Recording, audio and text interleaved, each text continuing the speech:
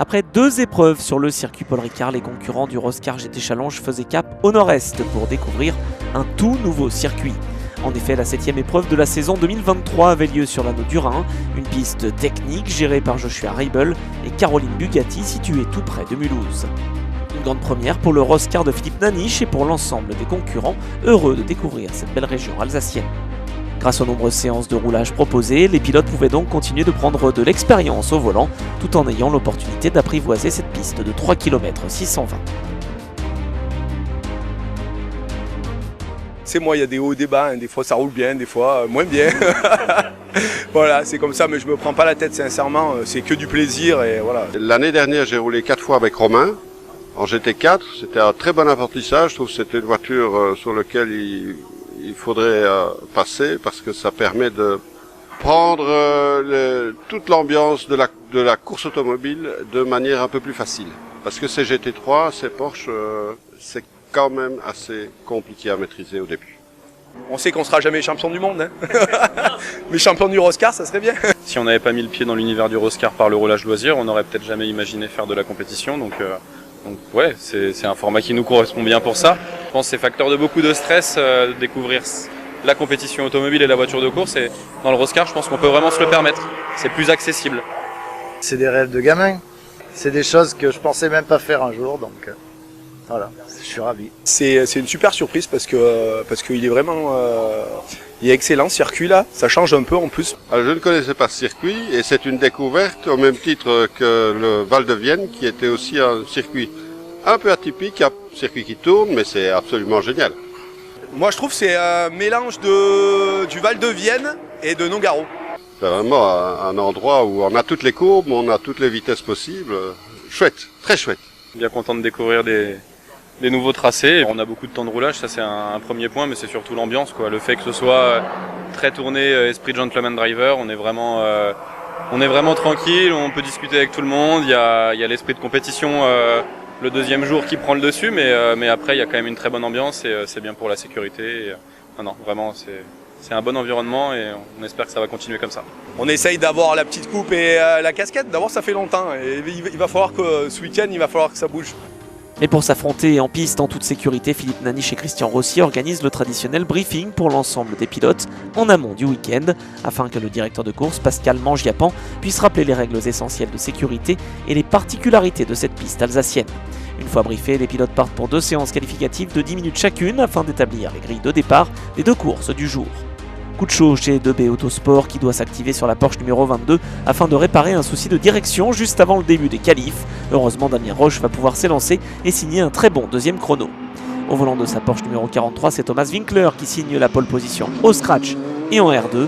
En l'absence du leader du classement général Karl van de Vostin, le pilote suisse peut frapper un grand coup ce week-end et marquer de bons points dans l'optique du championnat. Sébastien Dezoal, David Charbonneau et Hervé Hubert se hissent respectivement aux avant-postes des catégories R1, R3 et RX. Malheureusement, la Porsche numéro 16, victime d'une sortie de piste lors des essais, doit déclarer forfait pour cette épreuve, mais sera bien de retour à Dijon pour la finale de la saison. Après la pause déjeuner, les pilotes et les équipes du Roscar GT Challenge se préparent en vue du départ de la première course du week-end d'une durée d'1 heure. C'est parti pour ce premier départ lancé du week-end depuis l'anneau du Rhin. Excellent départ pour le poleman Thomas Winkler.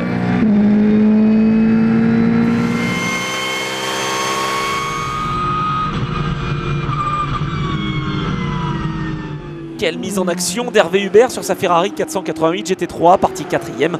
Il s'empare d'entrée de la 2e place derrière le leader. Déjà un groupe de 4 se détache tandis que Marc-Édouard Krassertz s'accroche à bord de sa Porsche numéro 59. Thomas Winkler veut profiter de l'absence de Van de Vostin pour marquer les esprits. Il creuse l'écart face à Hervé Hubert qui est aux prises avec Damien Roche pour le gain de la 2e position.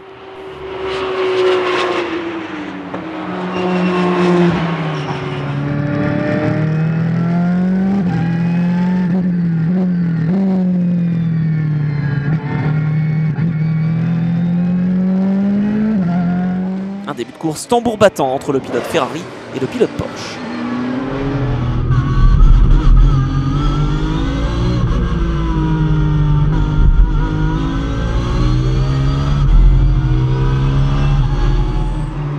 Belle bagarre également en catégorie R3 avec David Charbonneau qui se bat face à Alfred Winkler alors que la Porsche numéro 45 va trouver l'ouverture au premier virage. La lutte continue pour la deuxième position. Damien Roche ne lâche rien derrière la Ferrari. Oh, et attention, le freinage un peu raté, l'erreur du pilote de B qui part trop large et qui évite le mur de justesse. Il va pouvoir repartir troisième, mais de peu devant la Porsche de Sébastien Dezoal.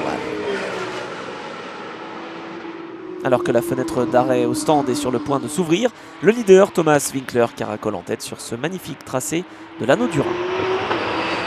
Les pilotes et les équipes ont 10 minutes pour rentrer au stand afin de procéder au changement de pilote si nécessaire.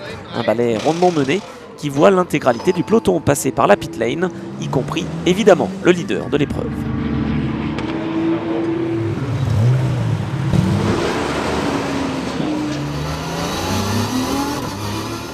Après cette phase importante, Thomas Winkler a retrouvé sa place et devance Arnaud Breuil et Sébastien Dezoal.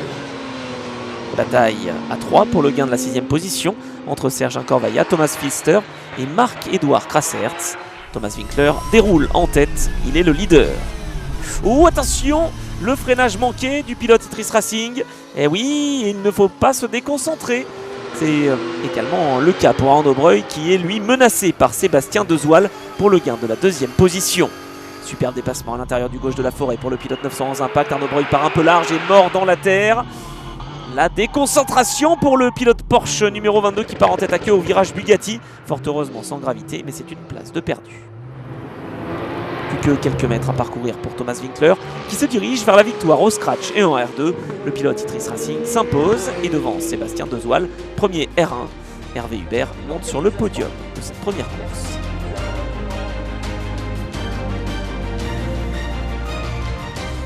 Alors que vous découvrez les résultats et que les concurrents vont pouvoir débriefer leur performance avant la seconde course du jour, intéressons-nous au roulage organisé en levée de rideau du Roscar par les équipes de Philippe Naniche.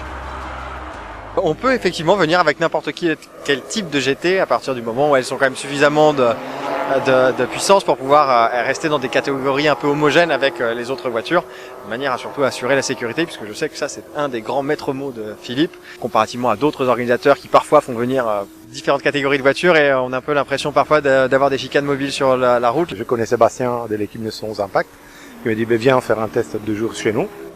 Et bien donc j'apprends, je regarde, je passe un bon moment, mais c'est surtout l'ambiance très conviviale, entre passionnés, c'est vraiment un moment très cool. Le choix qui a été fait par le club, ça a été de plutôt diviser en 3 types de catégories les gens qui vont participer à ce type d'événement. Il y a d'un côté les débutants ou ceux qui veulent tout simplement rouler à leur rythme, qui n'ont pas l'envie d'être le couteau entre les dents et de faire des chronos. Des gens qui ont plutôt des voitures de type GT, mais voilà, qui ont envie d'avoir des rythmes un peu plus soutenus. Et puis une catégorie un peu plus spécifique pour les voitures de type Cup. Là encore, dans un souci un peu d'homogénéité des voitures qui vont rouler pour que chacun puisse prendre du plaisir sans avoir l'impression soit d'aller trop doucement par rapport à des véhicules qui vont trop vite, soit d'être embêté en permanence par des véhicules qui vont trop doucement quand son propre véhicule va vite. Alors en Roscar, c'est la 2e fois. J'avais encadré le patron de l'équipe 911 Impact, donc Sébastien Dezoal au Castellet. Et ouais, franchement super sympa, ambiance top.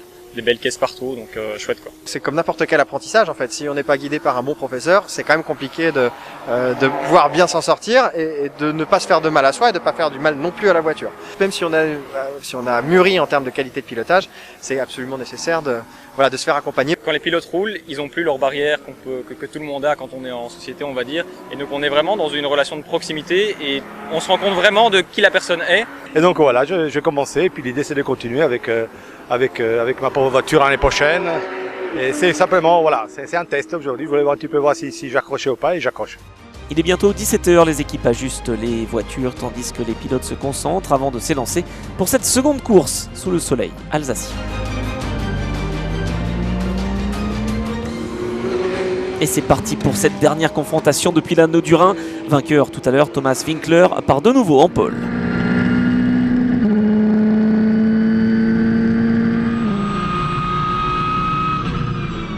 Et c'est encore un excellent départ pour la Ferrari numéro 4 d'Hervé Hubert qui s'empare de la 3e place derrière Arnaud Breuil et Thomas Winkler.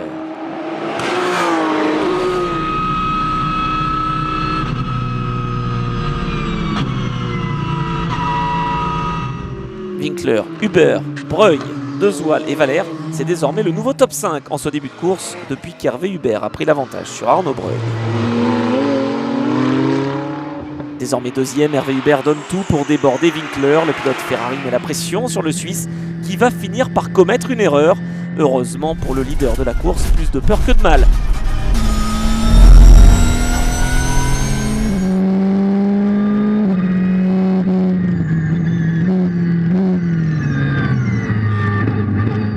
Pour la troisième place, ça chauffe également entre Sébastien Dezoal et Arnaud Breuil, tout comme pour la sixième position entre Thomas Pfister et Serge Corvailla. Thomas Pfister d'ailleurs seul pour cette seconde course, car c'est un circuit qui a été assez éprouvant pour Alfred Winkler. On retrouve Hervé Hubert dans la Ferrari, ça passe au premier freinage. Changement de leader quelques minutes avant l'ouverture de la fenêtre d'arrêt au stand.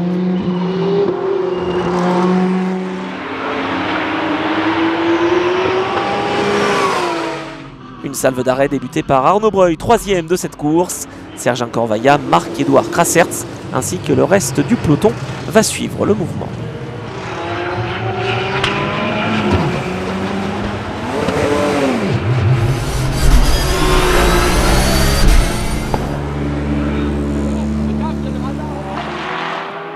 À l'issue de ces arrêts au stand, Thomas Winkler a repris la tête de course devant Hervé Hubert et Damien Roche, auteur du meilleur tour en course avec ses pneus neufs Pirelli en 1:26 849.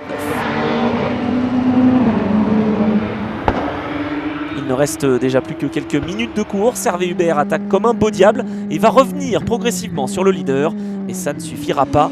Nouvelle victoire au scratch et un R2 pour la Porsche numéro 43 qui fait le carton plein ce week-end en l'absence de Karl van de Vostin.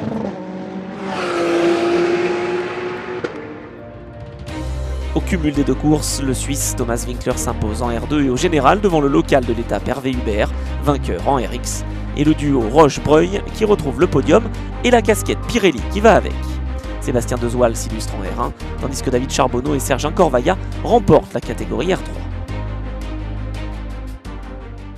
L'anneau du Rhin est seulement à 1 heure de la Suisse, mais c'est la première fois que l'on vient ici. La Ferrari avait des pneus neufs dans cette course alors que j'avais ceux de la première. J'ai malheureusement commis une erreur et endommagé le spoiler avant, mais je suis heureux d'avoir pu couper la ligne d'arrivée. C'est une bonne opération au championnat, je crois. Ouais, écoute, c'était super. Franchement, c'était super chouette, des super bagarres avec les copains. Et puis, t'as les copains, la famille qui viennent, donc ça, c'est vraiment chouette. Ouais. Super. On s'est régalé, super course, une belle équipe. Les 2B ont fait un exploit aussi formidable avec le changement de la crémaillère, de pas mal de choses ce matin. On a pu être, ça s'est joué à la minute près vraiment pour prendre les qualifs, donc ouais, on revient de loin. J'étais concentré, j'ai dit je lâche rien, il faut surtout pas faire d'erreur et puis voilà. La cérémonie de podium est toujours un moment important en Roscar afin de récompenser les vainqueurs des différentes catégories.